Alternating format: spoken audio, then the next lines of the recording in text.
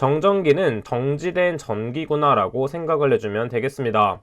정전기는 우리가 일상생활에서 많이 느끼게 되는데 겨울철에 니트를 입고 벗을 때 찌릿하게 느끼는 것이 정전기고, 그럼 정전기 발생에 대한 대책을 하는 것을 보기 위해서는 정전기가 어떤 식으로 발생되는지를 아는 것이 중요한 포인트가 되겠습니다.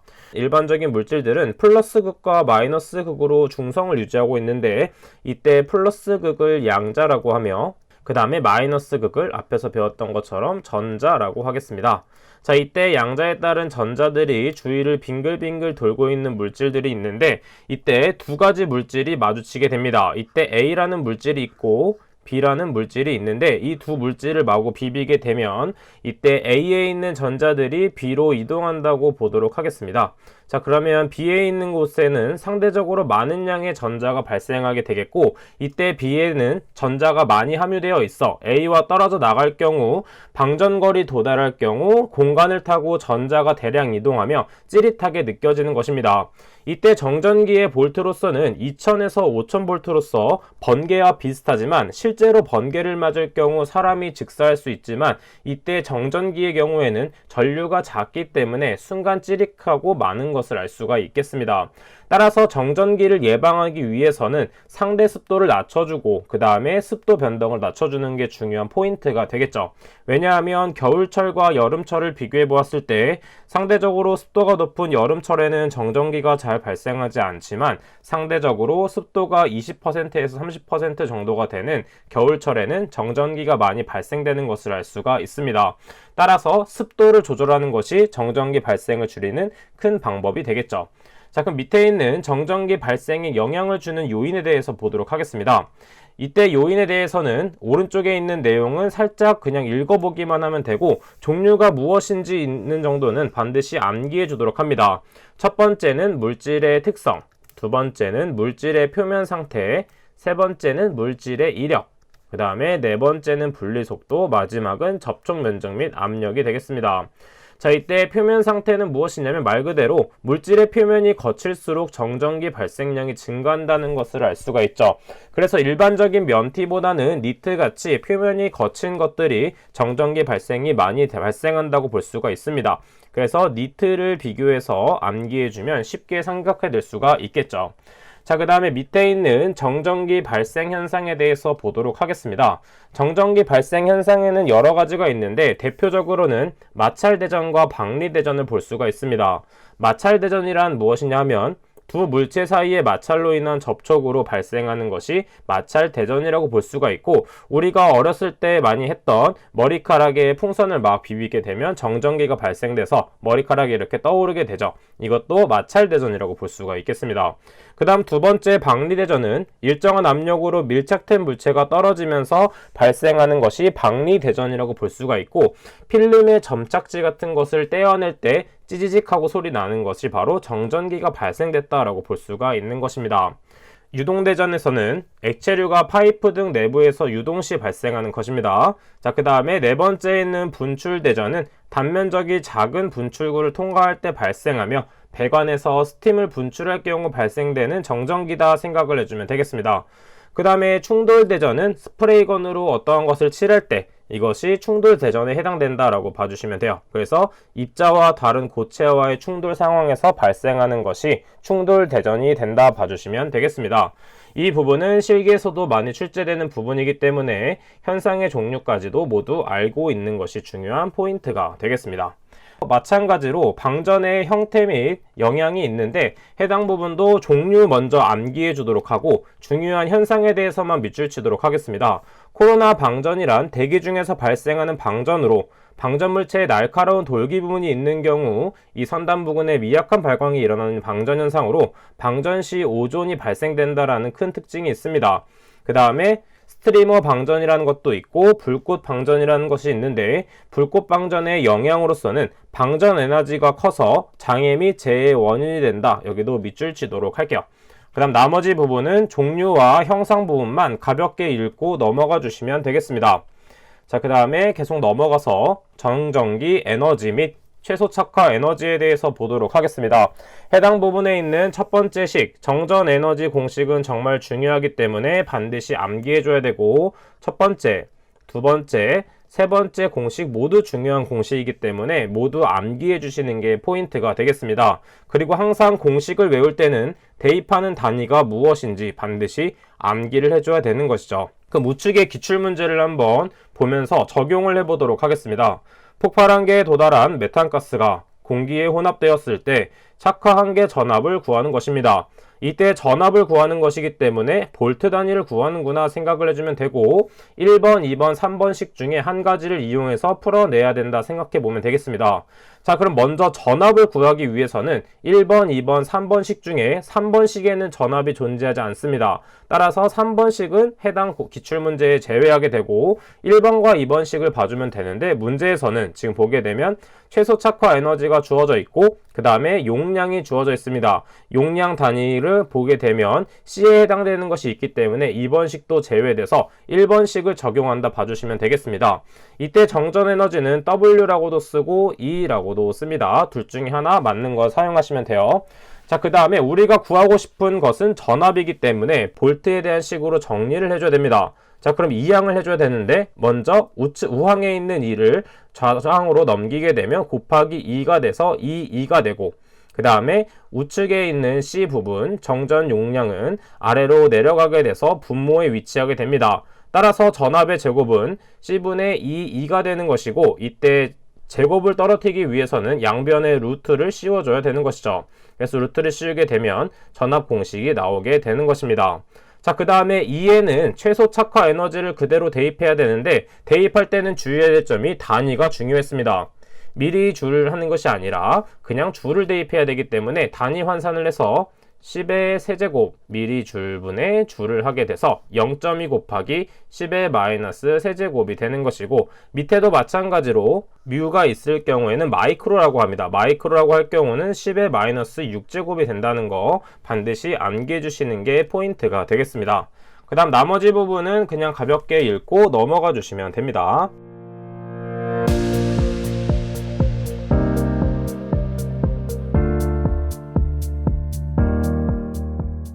다음은 정전기 위험요소 제거에 대해서 보도록 하겠습니다. 첫 번째 정전기 위험요소를 제거하기 위한 방법으로는 접지공사가 있습니다. 정전기가 아니더라도 일반적으로 전기 위험요소를 제거하기 위한 방법에도 해당이 되는 것이죠. 자, 그럼 접지의 목적에 대해서 보도록 하면 첫 번째는 누전 전류에 의한 감전을 방지함이 위함이 있고 두 번째로는 고압선과 저압선의 혼촉을 방지하는 목적이 있겠습니다. 추가적으로 3, 4, 5, 6번에 대한 목적이 있다 정도 체크해주면 되겠고 그 다음 아래쪽에 있는 접지 목적에 따른 종류 한번 체크해 보도록 할게요. 그 중에 첫 번째, 개통접지가 바로 대표적인 녀석이 되겠습니다. 자, 일반적으로 개통접지에 대한 종류는 무엇이 있냐면 TN접지, 그 다음에 TT접지, 그 다음에 IT접지가 있다. 이 세 가지 종류.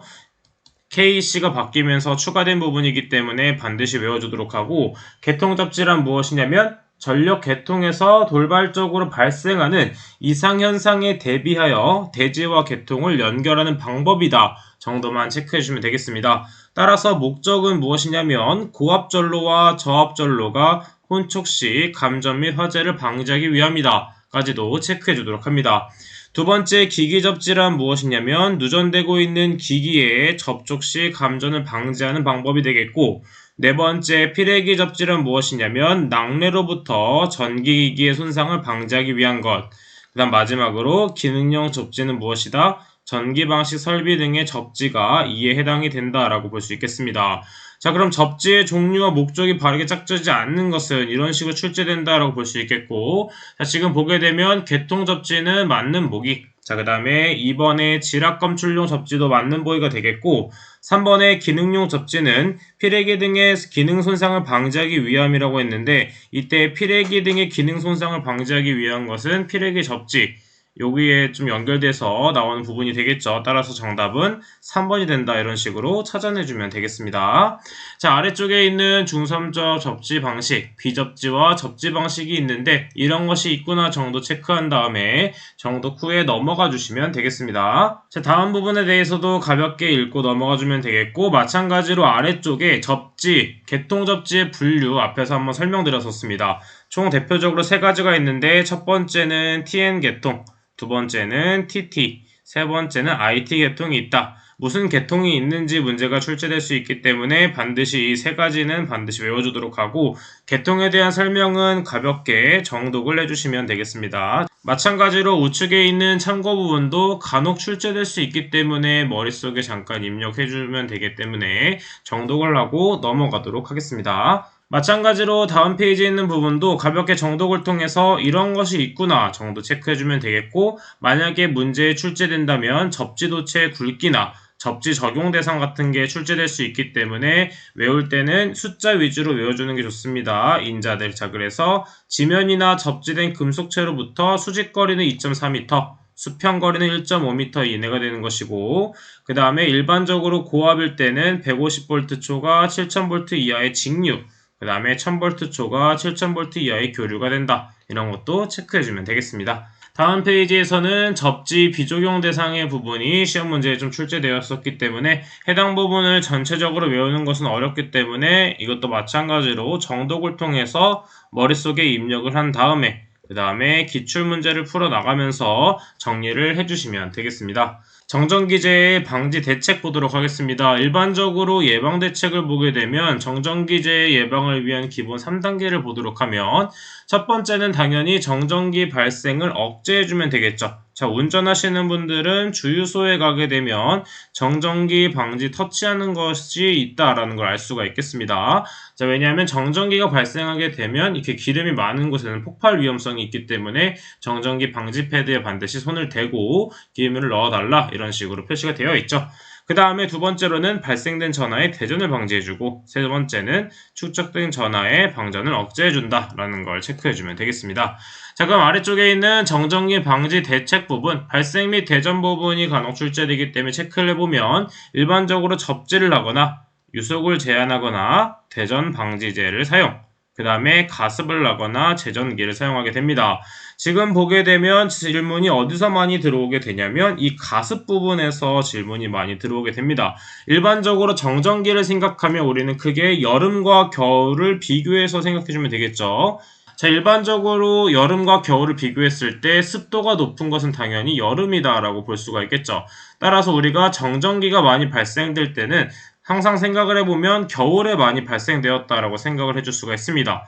따라서 가습을 하게 되면 이때 습도가 점점 높아지기 때문에 정전기가 방지된다라는 걸 알 수가 있겠죠. 자, 근데 지금 이것과 비교되는 것이 무엇이냐면 뒤쪽에서 배우게 될 자연발화와 비교를 해서 봐주셔야 되는데 자연발화가 발생됐을 경우에는 습도를 높이는 것이 아니라 습도를 낮춰줘야지 자연발화가 발생되지 않습니다. 자, 그래서 정전기와 이 자연발화에 대한 습도를 비교해서 반드시 외워주면 우리가 시험 문제를 풀 때 헷갈리지 않겠죠. 자, 그래서 반드시 정리해주면 되겠습니다. 유속의 제한 부분 체크하도록 하겠습니다. 배관, 이송, 충전 시 부분에서 파란색으로 체크된 부분들 한번 보도록 할게요. 폭발 위험성이 높고 유동대전이 심한 액체는 1m/s 이하로 해주고 그 다음에 어떠한 경우라도 최대 유속은 10m/s 이하로 해준다. 해당 부분 체크해주면 되겠고 나머지 부분에 대해서도 이게 안 나오는 것이 아니기 때문에 같이 한번 더 정독을 해주면 되겠죠. 자, 제전기 부분 한번 보도록 하겠습니다. 제전기도 하나의 방법이 됐었죠. 이온을 이용하여 정전기를 중화시켜 정전기를 제거하는 장치다 정도 체크해주면 되겠습니다. 그래서 대표적으로 어떤 종류가 있냐면 전압 인가식이 있는데 전압 인가식은 전극의 7000V 정도의 고압으로 코로나 방전을 일으켜서 발생된 이온으로 중화시키는 방법으로서 제전 효율이 가장 좋다라는 특징이 있습니다.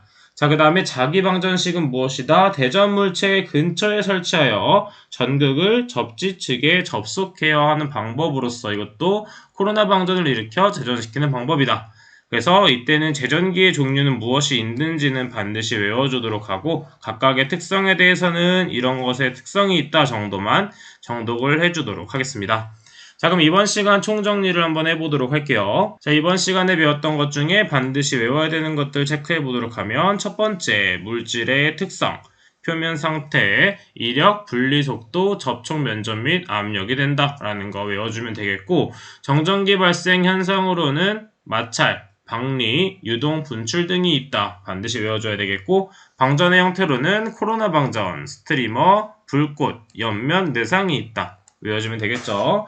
자, 그다음 마찬가지로 계산 문제를 풀기 위해선 반드시 공식을 알고 있어야 되기 때문에 정전기 에너지 혹은 최소착화 에너지 공식 여러 가지 변형돼서 출제될 수 있기 때문에 반드시 공식의 여러 가지 종류는 외워주도록 하겠습니다.